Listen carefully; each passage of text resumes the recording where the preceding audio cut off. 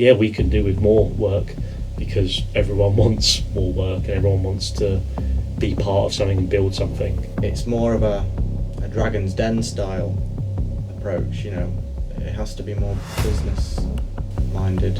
When someone comes to me and says, I've got this idea, my immediate reaction is, what is it going to cost? Because there is not a lot of money going around at the minute. Genuinely don't know what I would advise people because, yeah, it's good to have a backup, but let's be honest, what does a degree count for in the UK right now, or in most places? Having that backup, having that isn't really a backup anymore because there's no real job anywhere that is safe forever.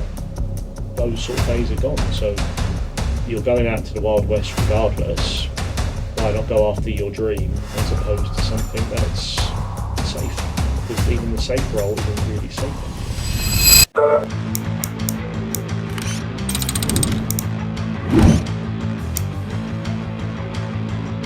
Manchester, a city located in the northwest of England, full of creative opportunities, but there's one problem.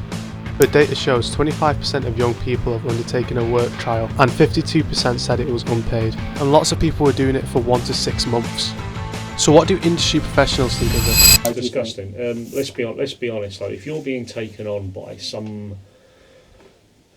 somebody like, say, the BBC, ITV, Channel 4, I've probably just burnt all those bridges now, but never mind.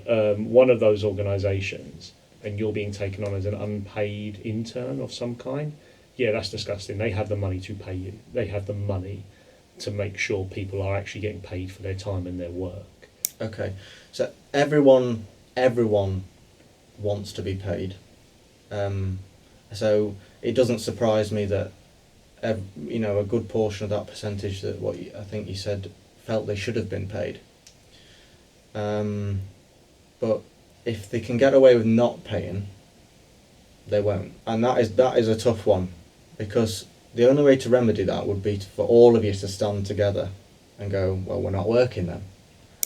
When you're looking at kind of, say, a completely independent producer with no money to pay, but they need to try to get things off the ground to then pay people retroactively, I don't necessarily agree with that, but I can at least understand why they're kind of backed into a corner and they have to do it the way they're doing it. But yeah, when you have people who are unpaid working for massive corporations that piss money away like there's no tomorrow on very frivolous things and very frivolous productions, yeah, there is no excuse for that, and those interns should be getting paid for their work.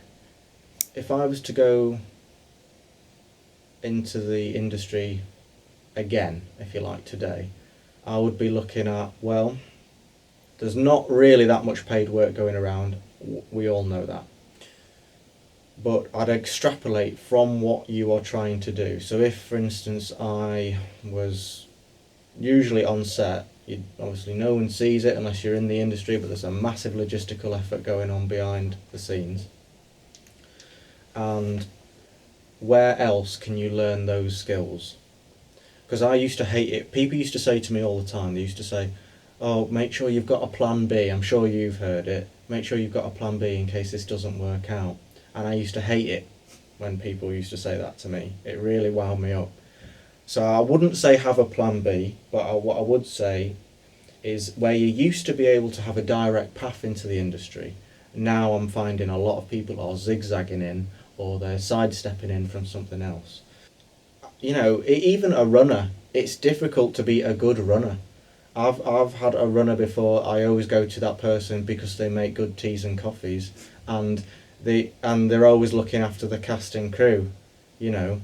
And then I've had runners that just sit on the phone.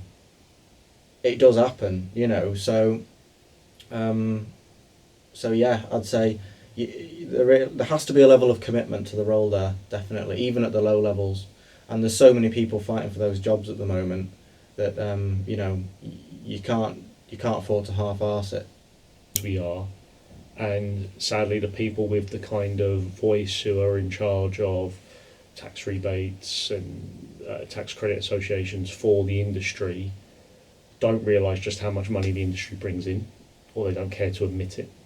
I can't remember the exact statistic, you can probably look it up and plug it in somewhere in your video, but the industry, film and television, and even plays, brings in a lot of money to the UK, especially on tourism side of things as well. But for whatever reason, they just look at it as something that's unimportant. And if you looked at the world in a very totalitarian sort of sense, yeah, it's not important. Like you can breathe without art.